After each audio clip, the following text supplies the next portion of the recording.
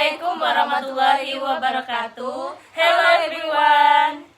In this video, we from group 2. My name is Dia Wahyuni and my friend Diva Nabila Hidayah and Wildianti. we will explain material about Business Ethics. Enjoy for watching everyone. Baiklah, di sini saya akan menjelaskan tentang 1A, yaitu discussion atau diskusi, di mana pertanyaannya yaitu pandangan mana yang diungkapkan dalam ilustrasi tersebut yang Anda setujui. Dari berbagai pandangan yang ditampilkan dalam ilustrasi, saya paling setuju dengan pandangan nomor 5. Pandangan ini menekankan bahwa perusahaan tidak hanya bertanggung jawab untuk mencari keuntungan, tapi juga harus memperhatikan kesejahteraan para pembantu kepentingan lainnya.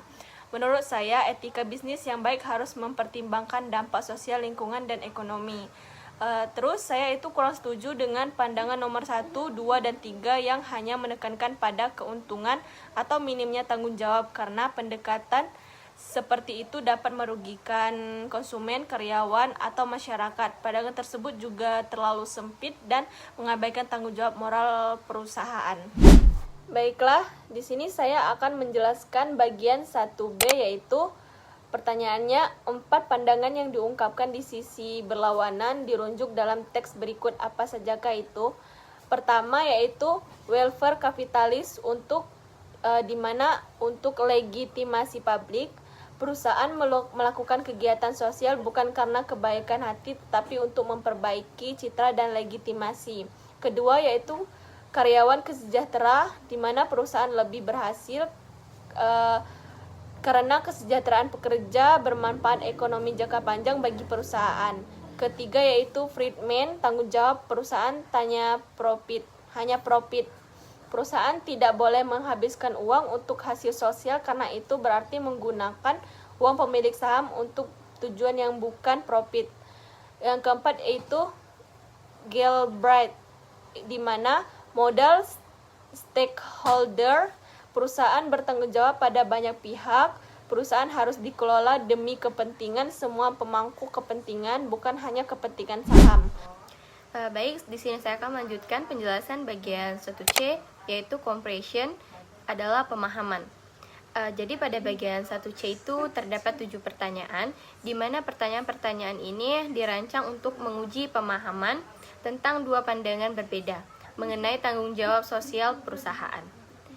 Yang pertama, pandangan Mitchell nomor 1 dan 3, perusahaan memiliki tanggung jawab sosial yang luas kepada berbagai pemangku kepentingan. Yang kedua, pandangan menurut Friedman untuk nomor 4 dan 5, perusahaan hanya bertanggung jawab memaksimalkan keuntungan bagi pemegang saham dalam batas hukum dan etika bisnis. Yang ketiga, pemangku kepentingan untuk nomor 6 dan nomor 7, berbagai pihak yang berpengaruh oleh kegiatan perusahaan. Di sini saya akan menjelaskan tentang 1D, di mana vocabulary atau kosakata. Nah, pertanyaan pertamanya yaitu institution that provide help for the people in the need. Nah, itu untuk jawabannya adalah charities. Di teks ini terdapat pembahasan mengenai perusahaan yang menyumbang kepada charities. Nah, kata charities itu adalah lembaga amal, berarti organisasi yang memberikan bantuan kepada masyarakat yang membutuhkan. Untuk pertanyaan kedua yaitu accessibility according to law or public opinion. Nah, untuk jawabannya yaitu legitimasi. Nah, tes ini menyebutkan bahwa perusahaan itu harus menjaga legitimasi. Nah, kata legitimasi itu yaitu keabsahan, berarti hal ini dianggap sah menurut hukum atau opinion public. Nah, untuk pertanyaan ketiga yaitu the situation in the which there are many seller and buyer. Nah, itu jawabannya yaitu perfect competition. Nah, ini teks membahas model pasar yang menyebutkan bahwa konsep perfect competition merupakan persaingan, yaitu keadaan di mana banyak penjual dan pembeli serta informasi pasar lengkap. Menurut kalian, dari 7 tindakan itu mana saja yang sesuai dengan aturan dasar masyarakat? Kalau aku lihat dari poin 1 sampai 6 itu jelas tidak etis ya.